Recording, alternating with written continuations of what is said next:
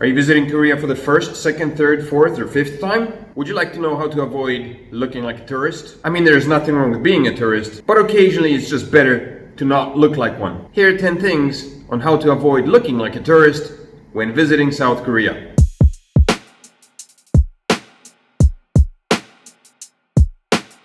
Welcome to another video from the Living Korea channel. If this is your first time here, make sure to hit that subscribe button so you don't miss any of the future videos coming up on the channel. In today's video, I'll be talking about 10 things that you can do in order to avoid looking like a tourist when visiting South Korea. One of my top South Korea travel tips is to be aware of foreigner stereotypes and actively act against them. One of the stereotypes that Koreans hold about foreigners, about tourists visiting here, is that tourists or foreigners tend to be very loud. This particular one comes from the fact that foreign languages simply stick out outside of the Korean language that is normally spoken here on the streets. And so people speaking in English a little bit louder might appear to be noisier than the Korean language that's spoken, which not necessarily is true, but it will certainly be perceived as such. Speaking English very loudly in the street is pretty bad. What's even worse is speaking another language other than English. Another perception that many Koreans hold about foreign tourists visiting South Korea is that foreigners tend to dress scantily. And I will talk a little bit more about this point later on. The third perception that many Koreans may have about foreigners visiting South Korea is that a lot of foreigners have tattoos. So if you have those, cover them up. The second way in which you can avoid looking like a tourist in South Korea is avoiding confrontations. Many Koreans have this perception that foreigners are loud, in part because foreign languages stick out a lot more, and also because in many countries, yelling in public is perfectly acceptable. Yet in Korea, people have this thing called saving face. And that includes neither yelling or being yelled at in public. So Koreans don't really take kindly to being yelled at in public places, or being ignored for that matter, as both of these are a show of disrespect. A lot of people might also not yell at you when you do rude things in public. Drinking alcohol is perfectly acceptable, even if you do it on the subway. It's not necessarily legal, but it's frowned upon, as is eating, and oftentimes people will simply look away. So keep that in mind, and your life in Korea might be a little bit easier, and you might avoid confrontations with Koreans who may be a little bit more forward. Tip number 3 on how to avoid looking like a tourist when visiting South Korea. Hang out where the locals do. If you want to experience the true Korea, then try to walk around neighborhoods that are not necessarily in the popular areas, but adjacent to them. A lot of the touristy destinations will have restaurants and businesses that cater to tourists. These things may include things like restaurants with English writing on them. Prices in such places may often be largely overflated, and so you end up spending more money for the same thing that you could get in another store a street over from a local place. If you want to experience the youthful energy of a university vibe with cheap food and cheap drinks, then check out the neighboring areas instead. Tip number 4. Dress conservatively on top. It's a very strange thing in Korea. Back home, you see women dressed in tank tops or t-shirts while wearing long pants or skirts. Whereas in Korea, it tends to be on the reverse side. A lot of women will wear long sleeves and wear shorts, showing a lot of leg. Leg is okay.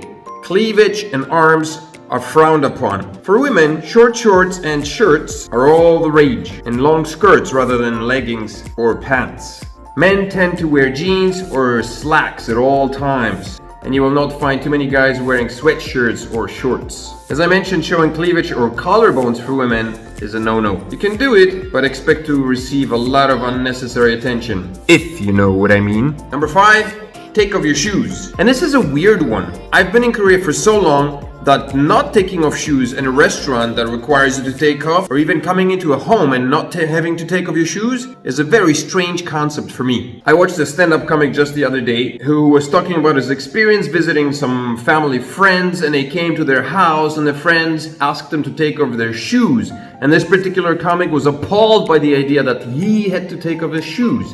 And I thought to myself, who in their right mind goes into a home wearing their shoes? Walking around the carpets and the floors in their shoes? Highly bizarre. So taking off your shoes is pretty common. Not everywhere, but in a lot of places. Just keep this rule of thumb in mind. If there's floor sitting in a restaurant, then you're required to take off your shoes. Some restaurants will have a shoe inclusive walk-in, but then there will be parts in the restaurant which will require you to take off your shoes if you would like to sit on the floor. In some other cases, the entire restaurants will require you to take off your shoes and parade barefooted or wearing your socks. When you visit temples, upon entering the actual buildings, you will be required to take off your shoes. Not necessarily in the temple grounds, when you're walking on gravel and such, but if you want to enter the actual wooden buildings, you will be required to take off your shoes. And it just makes that for a better experience, because walking around on the old wooden floors in your socks or even barefooted is actually kind of a cool experience. Here's tip number 6 for how to avoid looking like a tourist when you come visit South Korea. And that is, yell in a restaurant. While yelling at people in the street may be unacceptable, yelling at the restaurant, on the other hand, is on the opposite spectrum of that. People do yell a lot at each other. Feel free to yell at your friends or yourself. And if you want to get the waiter's attention, feel free to yell at them as well. Don't yell if you have a complaint about food or the service, because that once again brings us to the idea of saving face, which can become very uncomfortable. But if you want to get a person's attention, shouting out "Chogyo" or "Imo" are both very acceptable ways of grabbing the waiter's attention. Tip number 7, which may be a little bit outdated, but still valid: forego the fork. For the most part, culturally, I believe Korea, as well as other Asian nations that don't use forks, perceive the stabbing of food as a barbaric ritual. And personally, having spent about 15 years living in Asia and using chopsticks, I find chopsticks to be a lot more convenient to use than having to use a fork and a knife. The way I operate is I hold chopsticks in my right hand and a spoon in my left hand, which means that I can use anything and everything and shove it in my mouth with my right hand and have my left hand still free if I don't use a spoon. A fork and a knife seem to be a lot more limiting in terms of the availability of my dexterity. Korean chopsticks are a little bit different in that they are made of metal and they are flat, compared to the chopsticks that are used in Japan or China or any other Asian country where the chopsticks are made of wood. The Korean chopsticks may appear slightly more difficult to handle, but after a few trials you should get used to it and think about the exercise you're getting from lifting these suckers. But if you're really struggling with chopsticks, feel free to ask for a fork. Almost every single restaurant has forks these days. Tip number 8 on how to avoid looking like a tourist when visiting South Korea is look for the public trash pile. When walking around the streets of South Korea, you might find it difficult finding a garbage receptacle into which you can throw your garbage.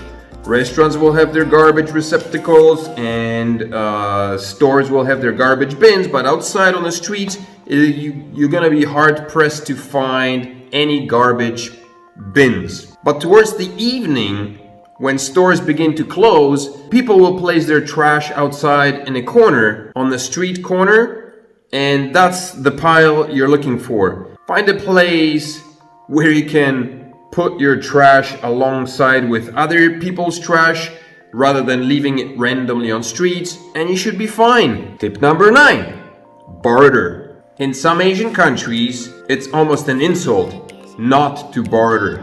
I don't know how it was in Korea in the very long past. These days, even at larger stores, you're still able to haggle a little bit. If you are doing some shopping at night and you're going through the metro system underground, you will find a lot of grannies, a lot of older folks setting up. The metro stations in Korea are very well known for having people sell all kinds of stuff, and you will find older folks having blankets laid out on the ground filled with all kinds of goodies.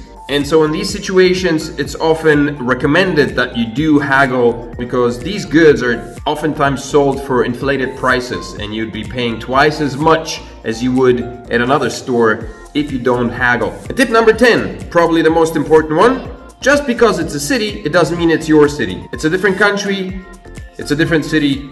Things are just run differently here. Don't be surprised if you see young kids, teenagers drinking alcohol in the middle of the street, or older guys just pulling out loogies and spitting them out on the side of the sidewalk. With fewer than 2% of the population made up of foreigners. As a tourist, you will stick out as a sore thumb no matter what you do, unless you happen to look a lot more Korean. But before you go rushing into the store and try to buy the newest, trendiest clothes that people wear in South Korea and try to make yourself up to look a lot more like the locals, in Korea, it's all about respect.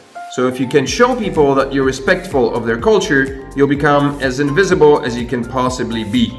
You like my new haircut? I was getting sick and tired of the hair that I had. I took Liam today, we got shaved, and booyah! That's it. I hope that these 10 tips on how to not look like a tourist while visiting in South Korea will help you enjoy your trip to South Korea a little bit more.